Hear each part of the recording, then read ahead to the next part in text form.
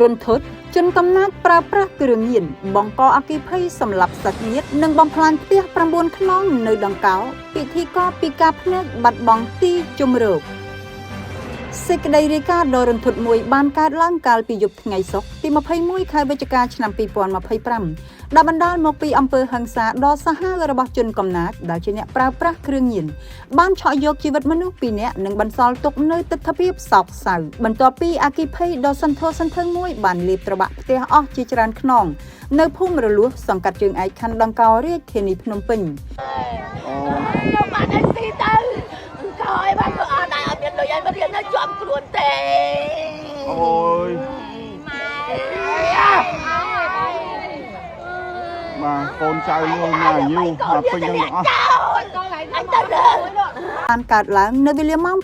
8:30 នាទីយប់ថ្ងៃទី21ខែវិច្ឆិកាឆ្នាំ2025នៅភូមិរលួសសង្កាត់ជើងឯកខណ្ឌដង្កោរាជធានីភ្នំពេញមូលហេតុជនបង្កដែលត្រូវជាក្មួយប្រុសត្រូវបានគេដឹងថាជាមនុស្សប្រើប្រាស់គ្រឿងញៀនហើយបានឆ្លោះប្រកែកយ៉ាងខ្លាំងជាមួយម្ដាយបង្កើតរបស់ខ្លួនដោយកំហឹងបណ្ដាលមកពីឥទ្ធិពលគ្រឿងញៀនជនរូបនេះបានសម្រេចចិត្តប្រើទង្វើហិង្សាយកសាំងចាក់ដុតផ្ទះខ្លួនឯងបណ្ដាលឲ្យអគ្គិភ័យឆេះឡើងយ៉ាងសន្ធោសន្ធៅ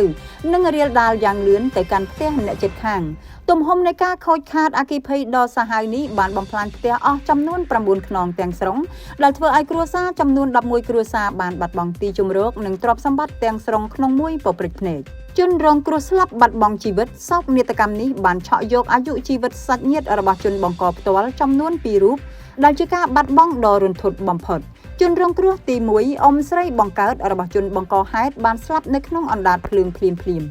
ជនរងគ្រោះទី2អ៊ំប្រុសសាច់ថ្លៃត្រូវជាប្តីរបស់អ៊ំស្រីបានព្យាយាមជួយសង្គ្រោះភរិយាប៉ុន្តែត្រូវបានរងរបួសឆេះសពសាច់យ៉ាងធ្ងន់ធ្ងរហើយក៏បានបាត់បង់អាយុជីវិតនៅវេលាម៉ោង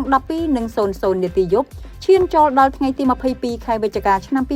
2025នៅមន្ទីរពេទ្យដង្កោជនបង្កហេតុនិងទង្វើកំណាចក្រោយពីបង្កអគ្គិភ័យបំផ្លិចបំផ្លាញយ៉ាងធ្ងន់ធ្ងរនិងបណ្ដាលឲ្យមនុស្សស្លាប់រួចមកជនបង្កហេតុរូបនេះក៏បានរត់គេចខ្លួនបាត់ពីកន្លែងកើតហេតុភ្លាម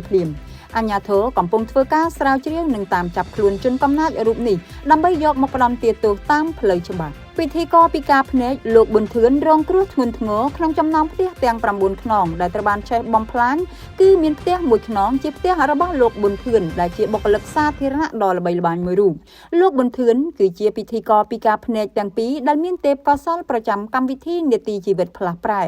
នៅក្នុងអង្គភាពវិទ្យុនិងទូរទស្សន៍សន្តិភាពផ្ទះរបស់លោកត្រូវបានឆេះអស់ទាំងស្រុងខណៈពេលដែលសមាជិកគ្រួសាររបស់លោកមានដូចជា